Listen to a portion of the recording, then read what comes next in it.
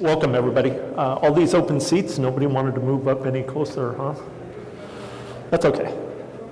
My name's Jim Thor. I'm with Tenable.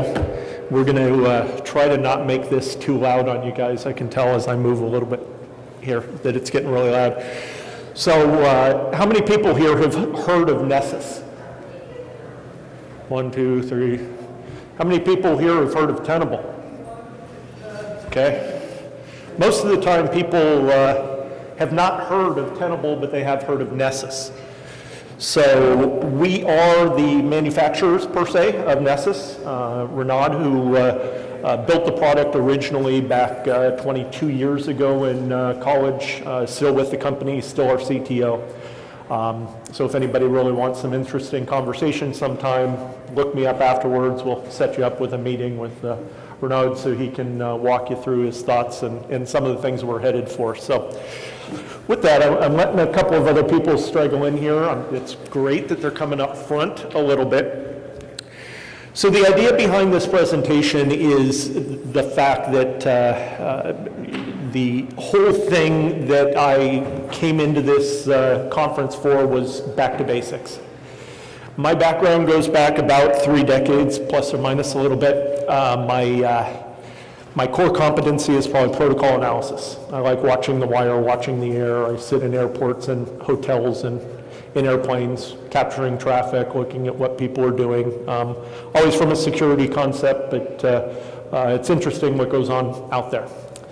Now, my problem right now is that we do not take security seriously, and I think everybody probably in this room is, because you're here listening to me, but we've got a lot of people out there that aren't. So part of this presentation, back to basics, I get extremely passionate about security, extremely passionate. Like goosebumps, the whole 9 yards, I get that passionate about it.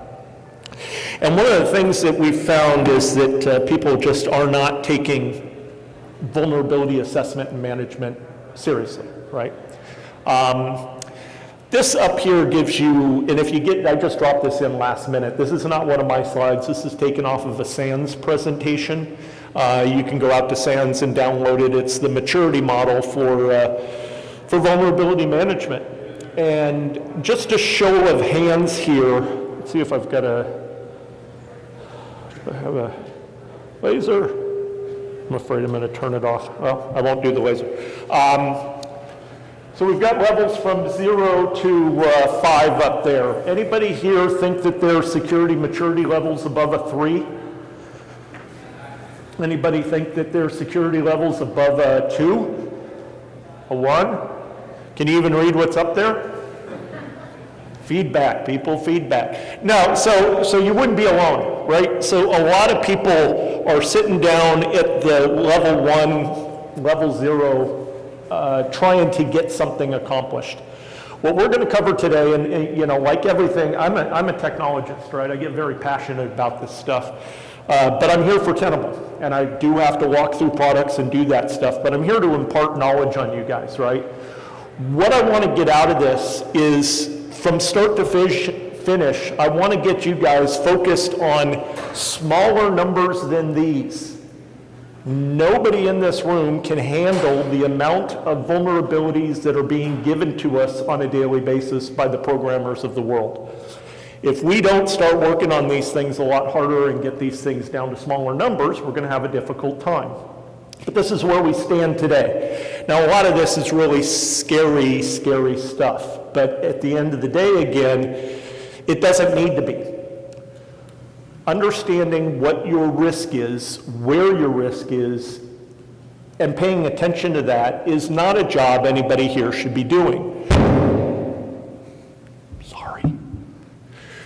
The cyber exposure gap we're going to talk about a little bit here is Tenable's view. I'll blow this out.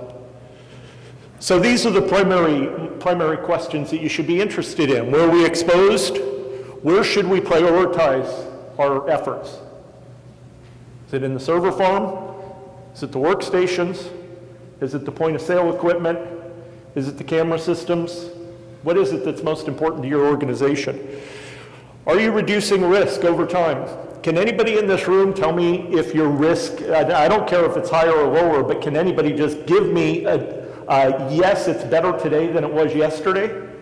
Is anybody working in a, good, I like to see that. So often we end up one step forward, 3 steps back when it comes to vulnerability assessment and management. Who here thinks that they have a vulnerability assessment program that's in play at work? One? That's it, just one? Okay. Well, hopefully that changes after today. So let's automate this, let's make it easy, let's get you guys to remediate the product, or remediate the problems. So the entire life cycle of vulnerability management is to discover, assess, analyze, fix, and measure. From discovery, we need to identify the stuff that's out there. If we don't identify it, we're lost, right? So first things first, we have to identify it. You might have thermostats, TV sets, who knows what you might have available in your environment from an asset perspective. A lot of those you don't even know whether or not they're IP enabled. You know, you got Polycom phones, a lot of those can be IP enabled. You know, your thermostats, your TV sets, all that stuff can be Wi-Fi enabled, so it can add a lot of risk without a knowledge of where the devices even are. To assess, to understand all the vulnerabilities that exist on the system. Now, when I say assess, this includes misconfigurations and other health indicators, but everything about the system. Registry, what's installed in software, what's running, what's listening on ports, everything. Not just vulnerabilities, but actually software and hardware management to a degree. Analyze, understand those exposures in the context of it, right? So apply it to the software and applications that are in play. Understand the threat context. From this perspective, towards the end of this presentation, I'm going to talk about something that's extremely exciting for us. It is the ability, I'm trying to make sure I'm staying within my boundaries here. I've got blue tape on the ground I have to watch. So at the end of this presentation, I'm going to provide you with some information on what we're calling predictive prioritization. And what we're doing there, and I'll get into more of the details, but basically bubbling up the top 3% of things you need to focus on. And that's where we're going to go from here. But so fixing, obviously we need to fix these things. This is remediation. This is where you should be focusing your efforts. I can't remediate that. Tenable's products do not do remediation. We get that question a lot. You don't want us to do remediation. You don't want the product to be doing patch management for you, in my opinion. It's a one-stop shop. If we identify it and we patch it, you're depending on us for one thing, right? Patch management is a very specific thing. You want a tool that is world-class. You go to push out patches, do a bunch of stuff, you better have the best world-class patch management software, because if something goes bad and you've got to roll that back, it's very important. Measure, understand where we sit, and then cycle back. We're just going to keep doing this over and over and over again. Now, an important thing about the life cycle and how we're going to get you guys to be automated is to be doing these things in concert or an orchestration with the other devices in your environment. So whether or not third-party data is coming into us for us to do things on, that might be a DHCP system that's telling us that they offered up an address to a new client. Here's the address and wants us to go scan it. There's a lot of reasons why we would get inbound data. We also have outbound data where we provide data to third parties. Take ServiceNow as a ticketing system in CMDB. Not only from a ServiceNow perspective can we get its information from a CMDB perspective, but we can also send it information to open tickets. It can send us information to do remediation scans. So basically, with an automation of our product and tying it into a ServiceNow or other type of solution like that, you can automate the entire process through ticket creation, remediation, a remediation scan, making sure that the patch took, the box was rebooted, et cetera, it's no longer vulnerable, getting that final scan in there to make sure it's safe before we release the ticket and close the ticket. So it's a complete life cycle. So let's talk about the platforms. So we do have a couple of different platforms. We've got a cloud platform and a on-prem platform. They work in a hybrid fashion or standalone, either one of them. The idea is, especially from a cloud perspective, there's so much DevOps. How many people here are doing anything from a container perspective, DevOps, Docker? Anybody here working on that type of stuff? Okay, then I won't talk too much about our Docker solutions. But we do have one, so we will work into the pipeline of Docker. But the idea here is all these microservices, we're spinning up things very rapidly. We're working in Dockerized environments where we can, the software consists of the little scroll bar at the bottom of your Netflix image. That's the whole application that was written in the container. That spins up and spins down as a new person comes in and grabs a Netflix video. So it's spinning up hundreds of thousands of times an hour. The speed at which these changes can take place makes it necessary, if you want to catch the vulnerabilities, to make sure to be in the pipeline, in the development lifecycle, right? So being able to find these things as they're being developed, get them corrected before they get put out into the ecosystem. Two-way integrations, already talked about that a little bit, both for input and for output. Solving this problem, again, from an automated perspective is not difficult. We've got the tools, we've got to focus a little bit on the implementation of it, the architecture of it, but that usually takes about an hour or two. After that, we get that formalized, then we can start rolling out and doing things in a very, very fast way. Very little planning, and we can build on things, solving the multiple security challenges. And when we talk about the multiple security challenges in that last bucket, some of the things to think about when we're talking vulnerability management. I already talked about the fact that it's sort of configuration management as well. It's also compliance. So every compliance, whether it's FTI, tax information, 1075 IRS publications, whether it's HIPAA, whether it's some of the other regulations, all of them will have some sort of need to make sure systems are safe, that you're using strong passwords, et cetera. We can do all that. We have built-in reports today for every one of the compliance items we deal with, whether it's HIPAA or some of the others. The cloud platform or software on-prem, both of them do that and do that very well. So let's talk about the Nessus Scanner. How many people in the room have heard of Nessus again? Okay, pretty much everybody, good. So the first thing we're going to talk about is the Nessus Scanner. So this is a good portable product. It's good for running on a laptop and going out and doing scans. It's not good for any of your enterprises, but it is the item that does all the work. So been around for 22 years, actually 23 now, I believe. Covers almost 50,000 CVEs, has 122,000 plugins, I think. That number's changing on a daily basis. But a lot more coverage, a lot faster release. These are key pieces of everything we work with. It's got to be fast, it's got to be resilient.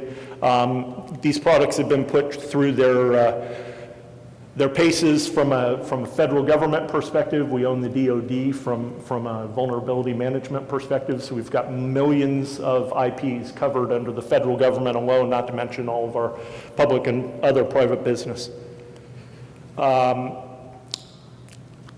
The Nessus scanners can do cloud scanning or on-prem. So an inside view of your inside assets and or an external view of the holes in your firewall, et cetera, and how those machines are seen from an internet perspective. So giving you that contrast to be able to tell what's bad inside, what's bad from the outside, what does my environment look like, and what do I, again, prioritization, need to do for these items to get them done.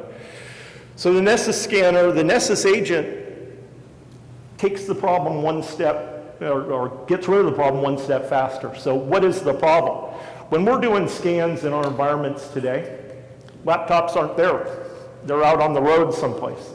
When I'm here at this conference, my laptop's in my bag. It's not at the corporate office. It will be tomorrow, unfortunately, because I'm flying a red-eye back east tonight. That won't be fun, but when we do the scans for corporate, my laptop's not there. So how do we solve that? Or what if I've got a box on my premises that's a vendor's box? How do I scan that box in my environment, make sure it's up to my security levels, that it's patched, it's maintained, it's got good cyber hygiene?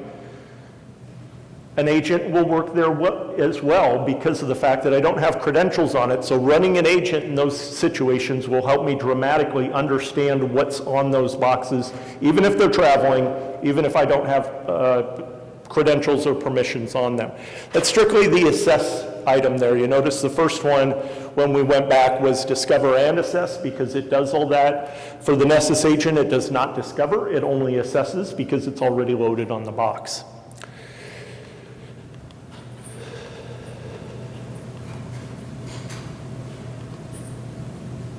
So the Nessus Network Monitor. So this is the next piece of the solution for automation across the entire enterprise. So I've got the ability to go scan things. That's really cool, that's helpful. I've got the ability to put an agent on boxes. That's helpful as well. Now I can get those mobile devices, etc.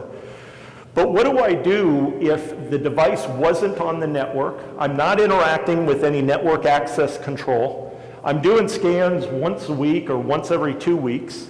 But if I'm doing my scans on Fridays, then aren't I blind from Friday till the next Friday? Because if one of you or one of your end users loads a browser that's vulnerable or loads software that doesn't have a patch or back revs a patch, you're going to miss it. So the Nessus Network Monitor will give you the ability to watch the wire. So from this perspective, the platform will understand everything we've seen, everything we've scanned.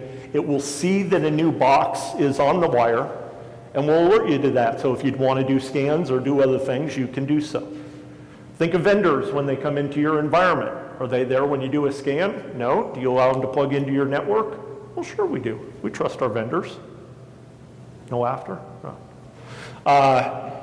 So this Nessus Network Monitor will allow you to watch the wire. This is where my passion comes from. Watch the packets. Understand immediately if something odd is happening in the environment. Just alert you to it. Again, automated process. All these pieces are working together. Next, a web app scanner. So we've covered all these devices, but now you've got web applications, right? Out on the in the cloud environments, you might have them on your local premises, you might write them, you might have other vendors write those applications for you. Whatever they are the #1 attack vector in this world today. So the web app scanner will allow you to scan all your web assets, understand not only the system and what's vulnerable from the system, but also a deep dive into the web applications itself, understanding what's susceptible to cross-site scripting, et cetera, et cetera, et cetera. Giving you that vision that you need. Again, single pane of glass, single vision. I did talk about the image registry and working with Docker, et cetera, a little bit earlier, getting us into a pipeline for development. So we're actually checking the stuff through development from a coding perspective before it goes into production. So we're not waiting for it to go into production and then scanning it. We're literally scanning it while they're writing code. They turn it in as being done. We'll scan it. If it passes, we'll move it forward. If it fails, we'll give it back to them right away and tell them why. Does 2 things for developers. Actually, probably 3. 1, it fixes the problem. Gives them information back right away. Number 2, it doesn't get them on their heels. They don't feel like somebody's abusing them, right? Because it's just part of the workflow. So they're just being informed, oh, there was this problem, okay, I'll fix it and move it again. Instead of somebody like you coming and saying, hey, you need to fix that, or sending them an email or a ticket telling them to fix something they broke. They don't take kindly to that sometimes. So now the container side of the house, the web app side of the house as well, we do have containers into all the cloud environments, whether it's Rackspace or AWS or Azure, or you name it. Connectors in there to be able to see how they, all the machines that are on the box, as well as what's running, what's stopped, et cetera, from a cloud perspective, so you'll know all your assets out there in the cloud.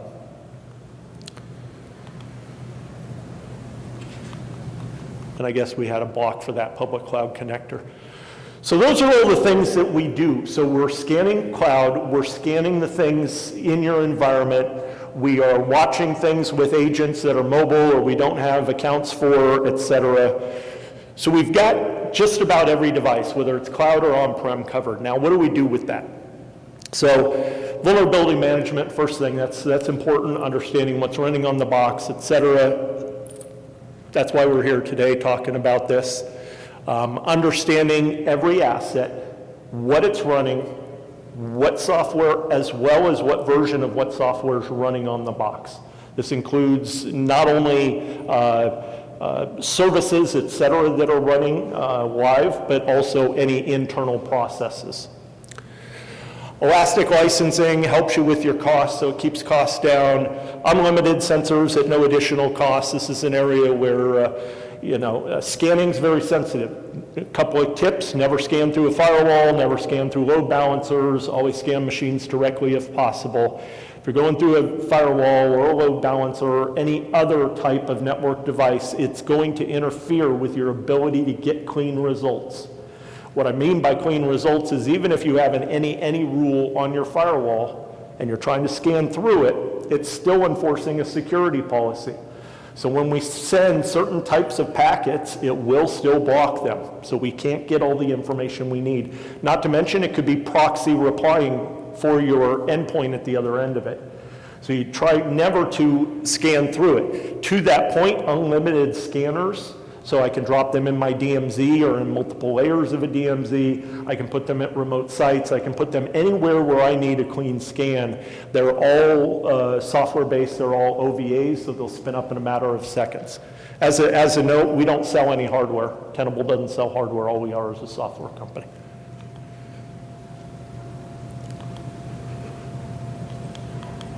Web application scanning, already talked about it. Container security, talked about it. What I want to touch on a little bit now is industrial security. Anybody here have any ICS, industrial control systems? 1, 2, 3? So in today's world, it gets pretty difficult to scan these things. No big deal, right? It's the power, it's the water, it's what keeps us alive. Go ahead, scan that box, see if we can get it to go down hard. Oh, hey, wow, look at that, it went down, and so did all the lights in the city, and so did all the water. You don't want to scan ICS devices or IS devices because they can go down on you. So that NNM, that Nessus Network Monitor that I talked about before, is residing on the wire. He's going to watch the traffic for an ICS environment. We've got partnerships with Siemens, Bradford Electric, you name it, most all of the, well, not most all, but a large number of the ICS manufacturers out there. We can determine what device it is off the wire. We can tell you what software it's running off the wire. These partnerships with the various manufacturers have given us ways off the wire to give you industrial control system security from a vulnerability and patch management perspective without ever being in the need to do a scan. We try not to do scans in those environments wherever possible. Again, single pane and glass. We're bringing all this information back to a single point. So whether it's log data that I'm looking at, whether it's wire data that I'm looking at, whether it's the scan data I'm looking at, and bringing it all back to a single console. So we talked about some of the items coming in. So CMDBs, getting data in from a CMDB is very, very powerful. Getting asset and vulnerability data in, getting dark site and active information off the internet inbound to us, threat perspective data into us. Now that's highlighted there or in italics because we're going to talk more about that in a second, and that's the predictive prioritization that I talked about a second ago. Outbound's important too. I can send information outbound to CMDBs or IT systems management, GRC systems, et cetera, SIM platforms like Splunk. But when I do all this, I got all this hardware, virtual hardware anyways, out there doing things. It's scanning, it's watching the wire, it's watching log data, it's taking care of the agents out there. What if you didn't have to touch any of that? What if that stuff was just all set up, ready to go, was working 24/7? You don't have to do anything. Well, you do. You have to get to remediation. And this top block here for dashboard and reporting is where all this stuff comes to play, right? Because if I'm running scans once a week, I've got live network data being watched. I'm watching my logs with the correlation engine so that that data, anything that goes to the logs, is covered as well. So I'm getting all this information, bringing it back for context. I am not, at this point, touching my network. All those things we just talked about are automated. The scans are kicking off every week. Reports are generated per person. If you guys were all on the remediation team, every one of you would have a different view or a different perspective about what you want to see in the data presented to you. I can do that. I can do that very easily. If you guys want Windows systems, and that's fine. I'll just send you data on the Windows systems. A couple of you might want just things with Java running on it. I'll send that to you. Some people might want just ICS stuff. We'll just send you that data. It keeps that amount of information that you're consuming down to your specific responsibility. But again, we haven't done anything here. Everything's been automated up to this point.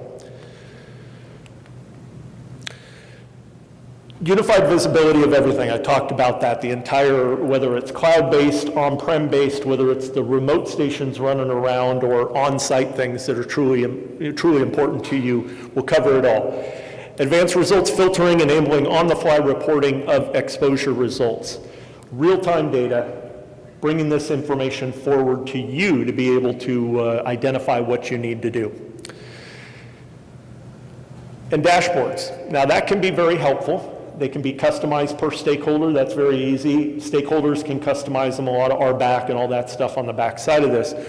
But what all this stuff comes down to is by automating this, what we're going to get you down to is a very small number of events. So we see 7% of the 16,500 vulnerabilities from last year, 7% of them had an exploit available. How many people here, sort of getting away from this, you hear a lot about 0 days, right? Has anybody ever heard of an attack based on a 0 day?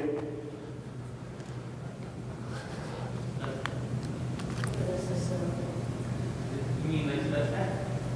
Stuxnet? Yeah. Is that what you're talking about? Stuxnet, to a degree, was. But that's very rare, right? That nation-state actor, that type of situation, very rare, but good example of one. But they are that rare because every, whether it's Equifax or Target, all the breaches that you've heard about, that you've read about and, seen on the news, almost every one of them, and I believe, to my knowledge, every one of them was done based on an exploit that's been known for over 2 years. That's embarrassing. We should be better at this. So let's get these numbers down. Let's talk about now what this automation is going to do for us to bring together the top 3%. If everything's critical, then nothing is, right? If I give you 59% here is saying what the highs and criticals are in your environment from a vulnerability perspective. So if I spit out, if I've got, let's say, 2,000 endpoints in my environment, I'm going to probably generate my initial report. I'll probably have 30, 40, 50,000 critical, high, medium, low severity items. When I break that down, if 59% are still high and critical, what am I focusing on? Everything still, basically. Oh, good, I've only got 8,000 things to focus on today. Not possible for any one of us to do this. So what we're doing is predictive prioritization. This is really exciting for us, should be more exciting for you. Any Tenable customers in the room? Okay. So this is going to change the world. This is what's going to drive you to the next phase, right? With 59% from the last slide of high priority and critical priority things, just too much stuff to focus on. So what we're going to do is, with software, bring it down to 3%, the top 3% for you. Now, that's not a guaranteed number that we're going to stop at 3%, but that's what we're aiming for. So what are we doing? We're using data science to add to the capabilities of all this information I have under the covers now. So now if I've got all this data in your environment about what's vulnerable and I'm doing it all automatically and you're not touching anything, how can I help you in your day-to-day focus on the top 3%? Well, let me bring live data into it. Let me tell you what people are doing on the internet from a threat perspective, what they're leveraging, what tools they're working with, what exploit kits they're working with, because we watch all that stuff, right? There's people out there that do that for a living. So if I can take that real-time threat data and bring it in to the context of all the asset data I have with your CMDB, et cetera, if I can drive you to the top 3% of items, it's going to be huge. This is built into SC and Tenable IO.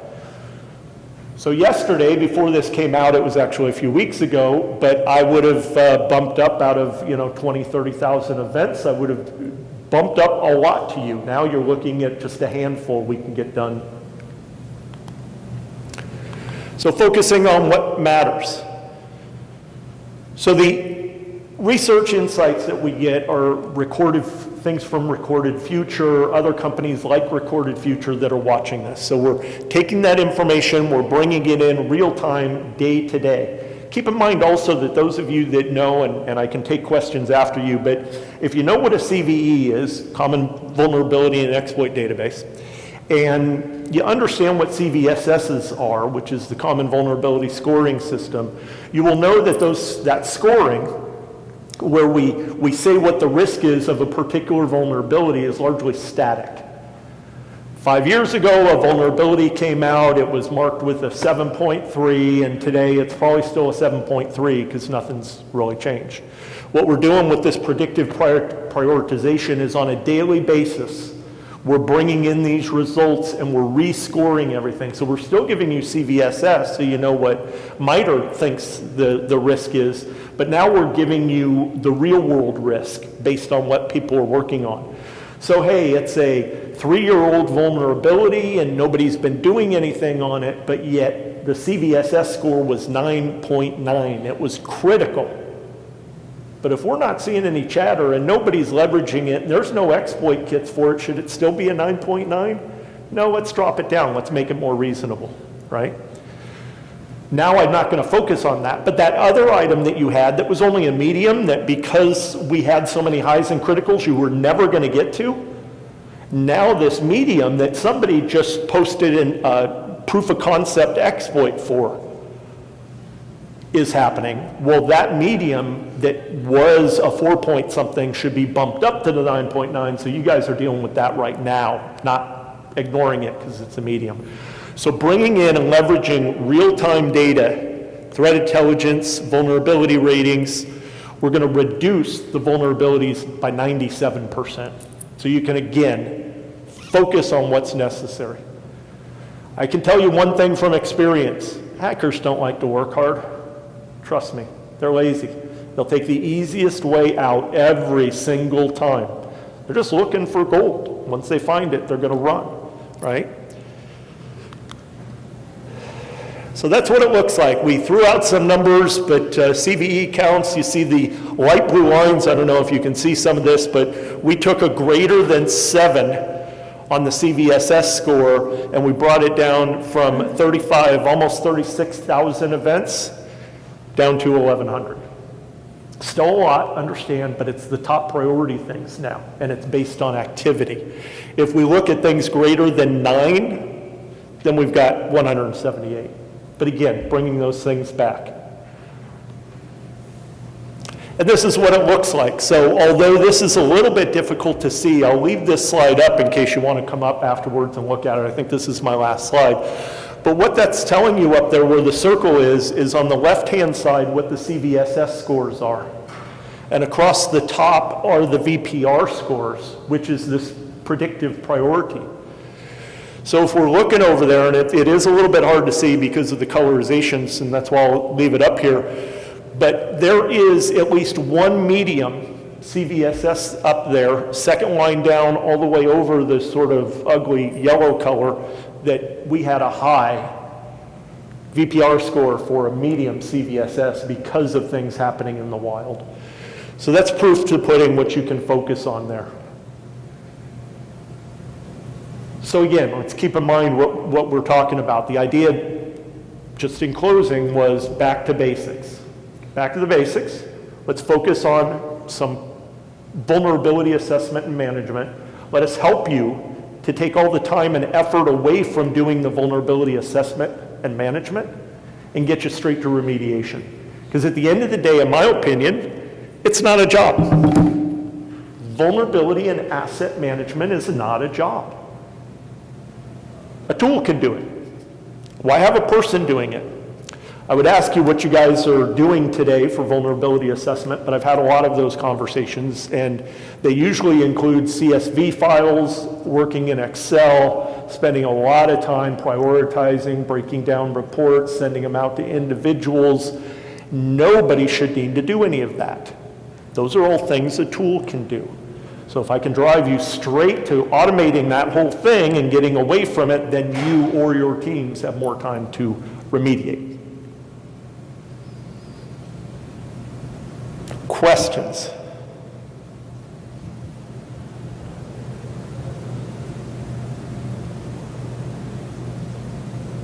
So we're out here to the left.